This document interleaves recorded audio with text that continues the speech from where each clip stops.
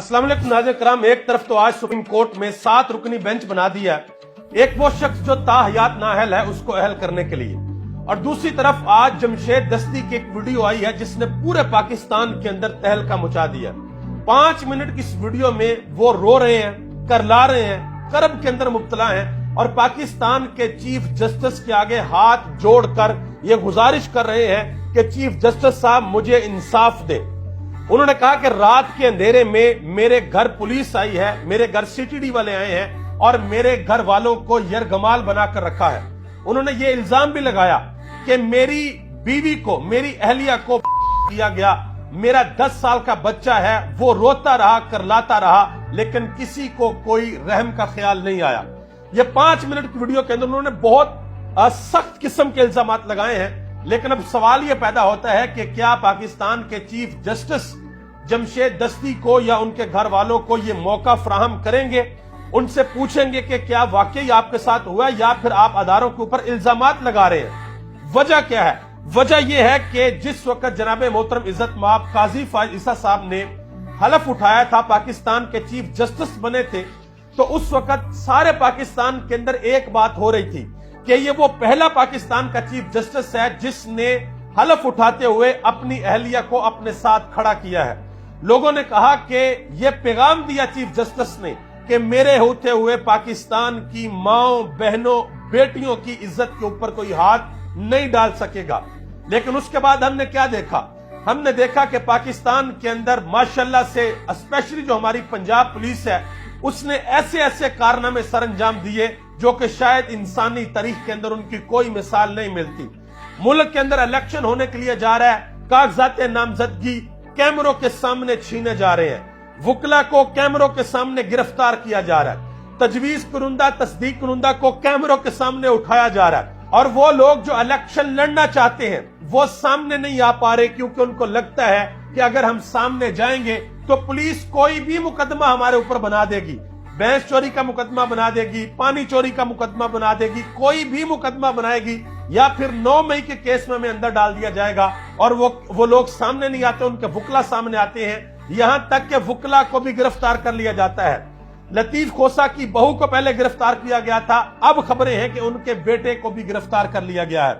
आगे आजे ये जो जमशेद दस्ती वाला मामला है ये इंतहाई सीरियस मामला है। इसके ऊपर आरिफ हमीद भट्टी ने ट्वीट किया। उन्होंने कहा कि जमशेद दस्ती के इल्जामात बहुत संगीन है, जल्द इंक्वायरी होनी चाहिए और जो जिम्मेदार हैं उनको कानून के मुताबिक सजा देनी चाहिए। अगर सजा ना दी गई तो कोई महफूज नहीं रहेगा। तो क्या फिर इंसाफ उस वक्त किया जाएगा जब ये मखलूक ही ना रहेगी? वो कहा जाता है ना कि मिट जाएगी मखलूक तो तब इंसाफ करोगे। इंसाफ तो काजी साहब जनाब मोहतरम इज्जत माब चीफ जस्टिस आपको करना चाहिए और जरूर करना चाहिए। सेनेटर मुश्ताक अहमद खान ने कहा कि यह बड़ी संगीन सूरत हाल है, इसकी गैर जानबदार inquiry supreme court of Pakistan को लाजमन करनी चाहिए। मैं सेनेट में इस इशू को जरूर उठाऊंगा। ये जो वीडियो जमशेद दस्ती की आई है। आगे आ जाए जी। सनम जवेद खान आज अदालत के अंदर आई और जिस वक्त वो अदालत में आई तो उन्होंने जो शर्ट पहन रखी थी उसके ऊपर इमरान खान की तस्वीर थी। कैदियों वाली गाड़ी के अंदर से उनसे एक सवाल हुआ, बाहर से सवाल हुआ कि आप इलेक्शन लड़ रही हैं? उन्होंने कहा जी बिल्कुल मैं इलेक्शन लड़ रही हूं और मैं उस हलके से इलेक्शन लड़ूंगी जहां से मरियम नवाज साहिबा इलेक्शन लड़ेंगी, मैं उनका मुकाबला करूंगी। ये आज उन्होंने बयान दिया। आगे आ जाए जी। एहसन इकबाल साहब ने अपने हलके में लोगों से बात करते हुए बड़ी अजीबो गरीब किस्म की एक बात की है। उन्होंने कहा जी तहरीक इंसाफ कामयाब हो गई तो इंतशार फैलेगा, फौज और अदलिया से लड़ाई लड़ेगी।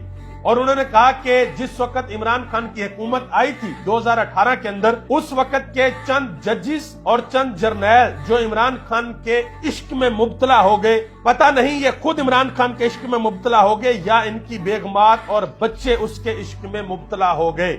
ये मैं बात नहीं कर रहा या किसी और ने बात नहीं की, ये पाकिस्तान मुस्लिम लीग नून के सबसे पढ़े लिखे अरस्तू साहब जिनको कहा जाता है इज्जत माब एहसन इकबाल साहब ने बात की है कि जिस वक्त इमरान खान 2018 के अंदर इलेक्शन जीते थे वो इलेक्शन अपनी कारकर्दगी पे नहीं जीते थे, वो इलेक्शन इस वजह से नहीं जीते थे कि उनके पास वोट बैंक था, बल्कि वो इलेक्शन इस वजह से जीते थे कि उस वक्त के जजेस और उस वक्त के जो जर्नैल जो कि लाजमन वो इल्जाम लगा रहे हैं अदारों के ऊपर, वो कह रहे हैं कि वो इमरान खान के इश्क में मुब्तला हो गए थे।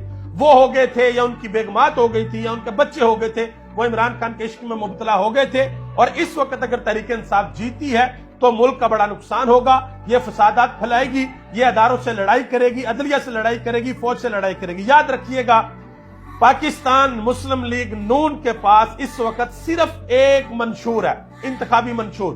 ویسے تو پوری دنیا میں ہوتا ہے کہ جب انتخابات ہونے ہوتے ہیں تو لیڈرز آتے ہیں, وہ آ کر بتاتے ہیں کہ ہم اپنی قوم کو کیسے اٹھائیں گے, ہم مہنگائی کیسے ختم کریں گے, ہم ملک کا انفراسٹرکچر کیسے بہتر کریں گے, ہم ملک کی غربت کو کیسے ختم کریں گے, ہم اپنے ملک کے اندر انڈسٹری کیسے لگائیں گے, ہم کیسے باہر کے انویسٹر کو قائل کریں گے وہ ہمارے ملک کے اندر آئیں اور آ کر انڈسٹری لگائیں تاکہ روزگار بڑھے, جو بے روزگار لوگ ہیں ان کو روزگار ملے. لیکن یہاں پہ پاکستان مسلم لیگ نون کے پاس ایسا کوئی بیانیہ نہیں ہے.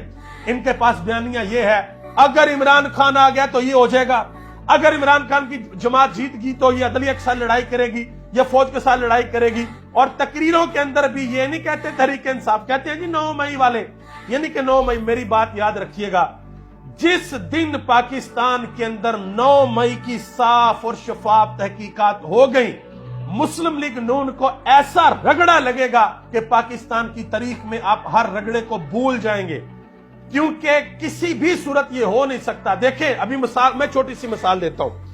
آر او کے آفس, یہ جو آر او کے آفس ہیں, کیا وہاں پہ تائید کنندہ اور تجویز کنندہ پہنچ پا رہے ہیں؟ نہیں پہنچ پا رہے, بھائی پولیس روک لیتی ہے.